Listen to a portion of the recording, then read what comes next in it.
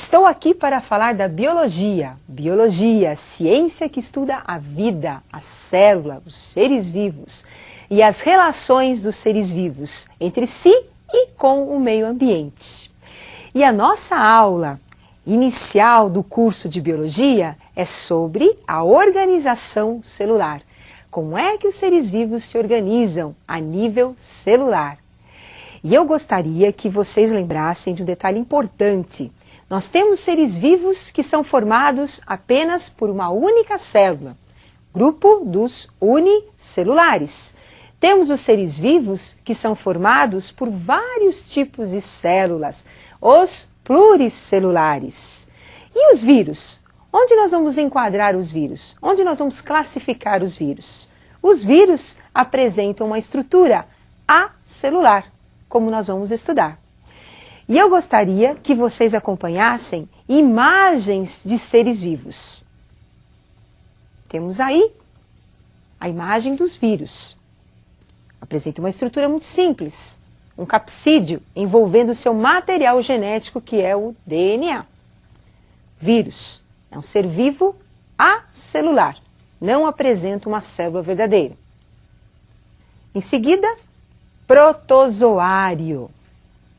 Ser vivo unicelular. Esse protozoário apresenta um flagelo, uma estrutura responsável pela locomoção da célula.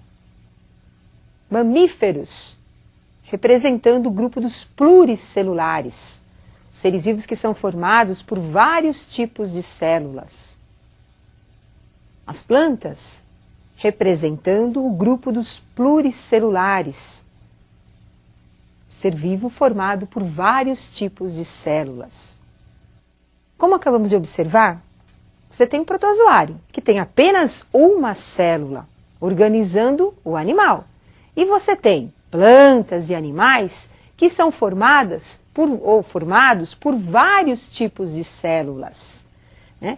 Agora, a organização da célula é que é muito importante. E eu gostaria que você pensasse, qual a diferença entre uma célula bacteriana e uma célula animal? A bactéria é um ser procarionte, é um ser primitivo, apresenta uma célula procariótica, uma célula que ainda não está totalmente organizada. Célula animal, é uma célula eucariótica, do grupo dos eucariontes, é uma célula verdadeira, mais organizada. Acompanhe a estrutura de uma célula bacteriana. Temos aí o envoltório protegendo a célula bacteriana, a parede celular. Membrana plasmática, o envoltório mais interno, além de proteção, permite as trocas entre a bactéria e o meio ambiente. Trocas de alimento, de água, de oxigênio. Região interna da célula bacteriana, nós temos o hialoplasma, porção do citoplasma onde nós vamos encontrar várias estruturas. Aparecendo os ribossomos, estrutura que pode ser encontrada de forma isolada na célula ou agrupada, como é o caso dos polirribossomos. Os ribossomos são responsáveis pela síntese proteica, produz as proteínas bacterianas. Nucleóide, material genético da bactéria. O nucleóide é a fita de DNA. Essa fita, responsável pela hereditariedade, ela está no hialoplasma, na região também chamada citoplasma da bactéria. O nucleóide não apresenta envoltório nuclear. Guardem bem isso. Não apresenta envoltório nuclear. Então, a célula bacteriana, uma célula procariótica, apresenta a característica principal, a ausência de envoltório nuclear. O seu material genético é encontrado na região do citoplasma, líquida do citoplasma, que nós chamamos também de hialoplasma. Hialoplasma é uma região amorfa, gelatinosa do citoplasma. É lá que fica o material genético da célula bacteriana. E além do material genético no citoplasma, nós também vamos encontrar os ribossomos, a única organela da bactéria, os ribossomos.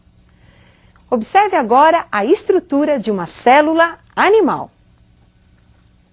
Célula animal, uma célula eucariótica, dos eucariontes. Então temos aí agora o envoltório nuclear, a carioteca. Envoltório importante que protege o material genético, onde nós encontraremos os genes responsáveis pela nossa herança genética. Mitocôndrias, uma organela importante aparecendo na região citoplasmática da célula animal, responsável pela respiração celular. Mitocôndria é o pulmão da célula, produz energia. Retículo endoplasmático, uma rede de canais. Nós temos dois tipos de retículo endoplasmático, o liso e o rugoso. O que diferencia a estrutura do retículo endoplasmático liso do rugoso é a presença dos ribossomos, que são grânulos aderidos à membrana do retículo, responsável pela produção de proteínas da célula. Temos agora complexo de Golgi, responsável pelo armazenamento e secreção da célula. Substâncias que são produzidas são guardadas no complexo de Golgi e serão posteriormente secretadas. Centríolo, organela importante responsável pela formação do fuso celular durante a mitose, a divisão da célula. Lisossomo, organela responsável pela digestão intracelular. Partículas que penetram na célula e que deverão ser digeridas pelo lisossomo. Então percebam, eucarionte apresenta o envoltório nuclear, a carioteca, e também muitas organelas que são responsáveis por várias funções dentro da célula. Enquanto que no procarionte, na bactéria, nós só encontramos os ribossomos, como a organela responsável pela síntese das proteínas bacterianas. E os vírus? São seres acelulares, de uma estrutura muito simples. Vamos estudar agora os vírus. Estrutura viral. Capsídeo, envolvendo o material genético dos vírus. Material genético que pode ser DNA ou RNA. Responsável pela hereditariedade, pelas mutações que ocorrem nos vírus. Os vírus são acelulares, como nós acabamos de observar. Tem uma estrutura simples, material genético, DNA ou RNA. No caso do HIV, o vírus da AIDS, ele é considerado um retrovírus, porque ele apresenta RNA como material genético. Por que os vírus eles são considerados acelulares? Porque eles vão sempre depender de uma outra célula, tem uma estrutura muito simples. Se o vírus ele tem DNA, então nós vamos imaginar uma situação. DNA é o engenheiro de uma obra, o RNA é o operário desta obra. Então se o vírus ele tem DNA, ele tem um engenheiro, falta o operário. Então ele vai buscar o operário em uma célula que ele irá parasitar. Se o vírus tem o RNA, ele tem o operário. Falta para ele o engenheiro.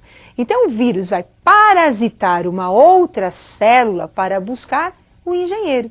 Então por isso ele é considerado acelular. Ele sempre vai depender de uma outra célula que ele irá parasitar para poder se reproduzir. Fora da célula, o vírus não tem capacidade de se reproduzir. Mas eu gostaria que vocês não esquecessem os principais pontos dessa aula. Então acompanhe uma tabela com um resumo dos principais pontos desta aula. Organização da estrutura celular dos seres vivos. Então nós temos celulares, procariontes e eucariontes. Procariontes, bactérias e cianobactérias, que vocês também conhecem como cianofícias, mas hoje nós usamos mais o termo cianobactérias. Eucariontes, protozoários, unicelulares, até o homem, incluindo, o grupo dos eucariontes, desde protozoário, algas, vegetais, até o homem. Acelulares, nós temos o grupo dos vírus. Não esqueçam esses detalhes que são importantes. Agora, para responder à pergunta inicial, quais as diferenças básicas entre uma célula procariótica, que é uma célula bacteriana, e uma célula animal, eu gostaria que vocês acompanhassem agora a resolução. Célula bacteriana apresenta a ausência da carioteca, membrana nuclear, ou envoltório nuclear. Nós temos apenas a presença dos ribossomos e o material genético no citoplasma da célula bacteriana. Célula animal, presença da carioteca, que é o envoltório nuclear, e a presença de muitas organelas no citoplasma. Então não esqueçam, porque isso é muito importante. Bactérias e cianobactérias, procariontes. O resto dos seres vivos, exceto os vírus, são classificados como eucariontes. E eu aguardo vocês para a nossa próxima aula.